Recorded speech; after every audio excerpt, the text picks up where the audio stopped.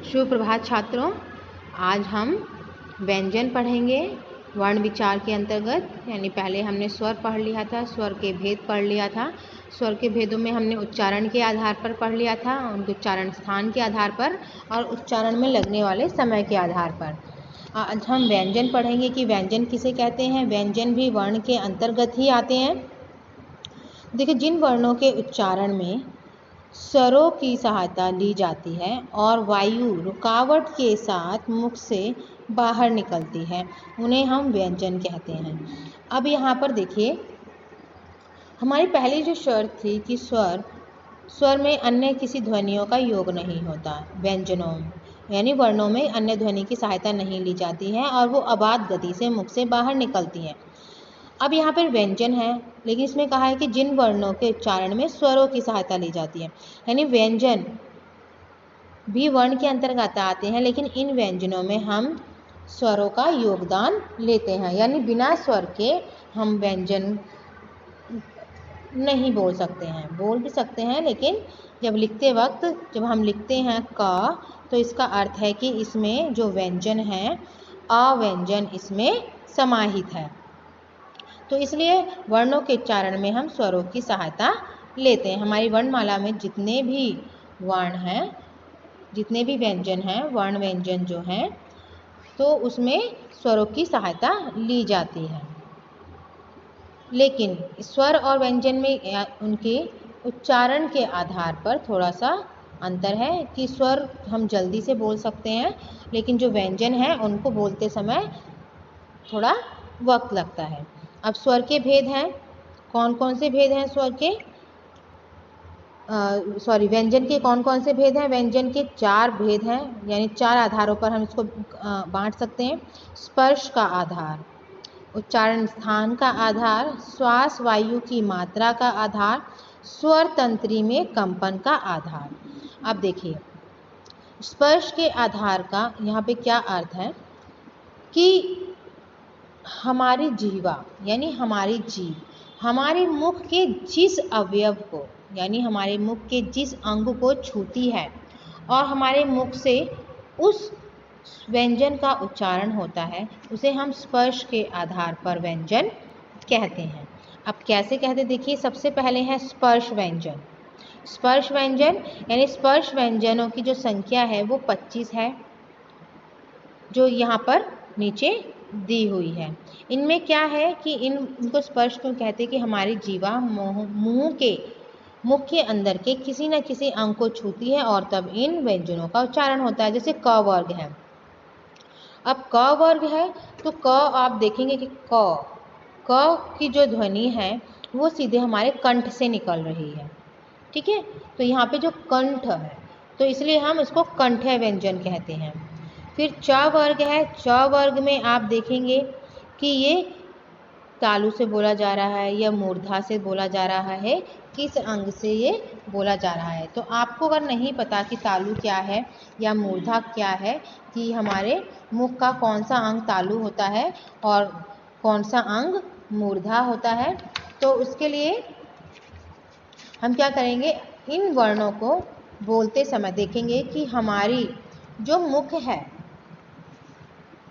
हमारा जो मुख है वो मुख के अंदर जो जीवा है वो किस उच्चारण स्थान को छू रही है, यानी किस स्थान को स्पर्श कर रही है।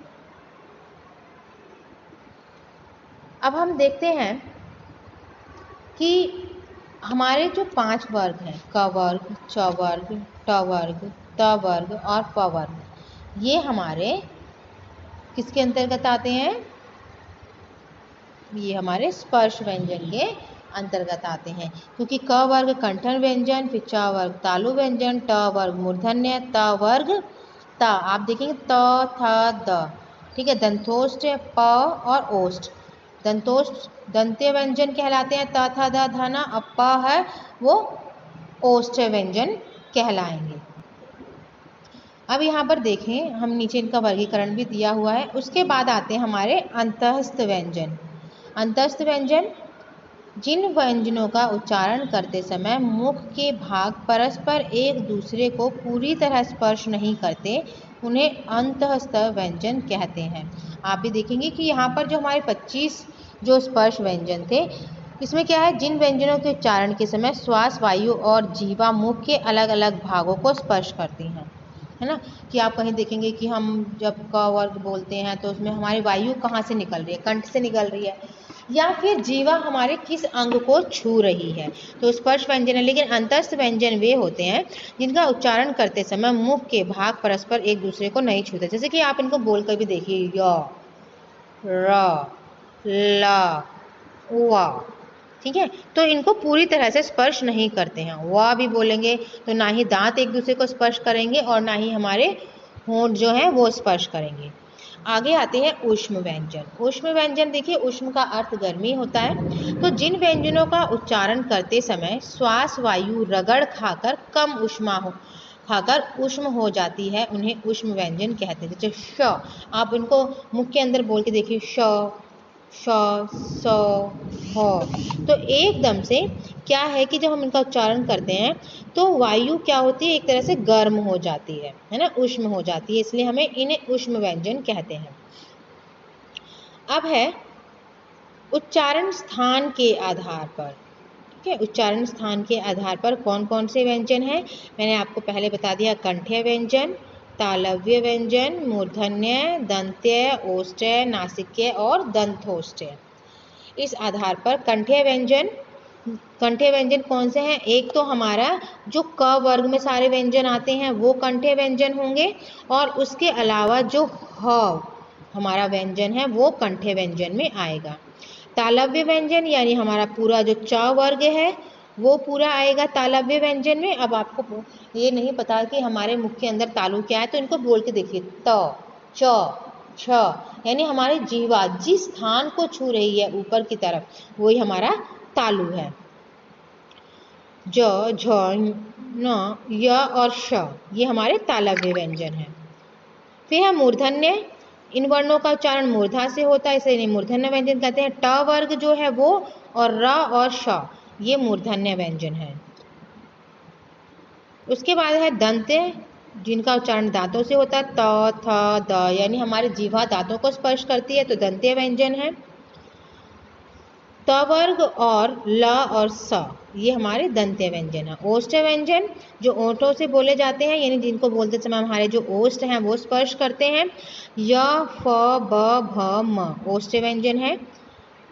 नासिक्य व्यंजन जिनका उच्चारण नाक से होता है, तो जो हमारे पंचम ध्वनि जो है, यानी हमारे जो स्पर्श व्यंजन है पांचों वर्ग की, उनकी पांचों वर्ग की जो पंचम ध्वनि है, य, ण, न, म, ये सब क्या है, हमारे नासिक्य व्यंजन कहलाते हैं।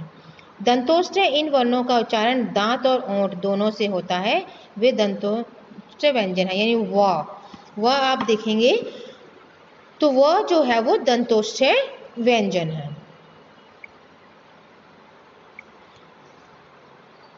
आगे हम देते हैं श्वास वायु की मात्रा के आधार पर व्यंजन के भेद देखते हैं। श्वास वायु यानी हमारे मुख से जो सांस है वो किस तरीके से निकलती है, यानी किस आधार पर निकलती है, ये जल्दी से निकल जाती है या कुछ रगड़ खाकर या थोड़ी रुकावट के साथ निकलती है।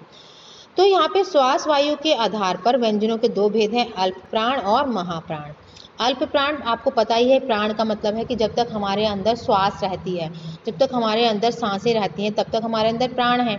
तो यहाँ पर भी अल्प प्राण का क्या मतलब है कि जहाँ पर हम अल्प यानी थोड़े, प्राण यानी वायु, जहाँ पे हम थोड़ी वायु को मुख से बाहर निकालते हैं, यानी जिन वर्णों का उच्चारण करते समय जो हमारे मुख की वायु है वो कम मात्रा में बाहर निकलती है, उसे हम अल्प प्राण कहते हैं। क, ग यानी किसी भी वर्ग की, यानी हमारे जो 5 वर्ग हैं, क वर्ग या च वर्ग, उसकी पहली, तीसरी और पांचवी जो ध्वनि है वो, और य, र, ल, व ये अल्प प्राण व्यंजन माने जाते हैं। महाप्राण, जिन व्यंजनों का उच्चारण करते समय वायु अधिक मात्रा में बाहर निकलती है उन्हें महाप्राण कहते हैं। ठीक है, जैसे किसी भी वर्ग का स्पर्श व्यंजन है उसमें जो 5 वर्ग दिए हुए हैं उसका दूसरा और चौथा और उसके बाद जो ऊष्म व्यंजन है ये सब हमारे महाप्राण व्यंजन हैं। अब आगे हम देखते हैं स्वर तंत्री में कंपन के आधार पर व्यंजन भेद। स्वर तंत्री क्या होती है, यानी जहाँ से हम अपने स्वर बोलते हैं। तंत्र यानी वो अंग जहाँ से हमारे स्वरों का उच्चारण होता है। तो इस आधार पर व्यंजनों के दो भेद हैं, अघोष और सघोष।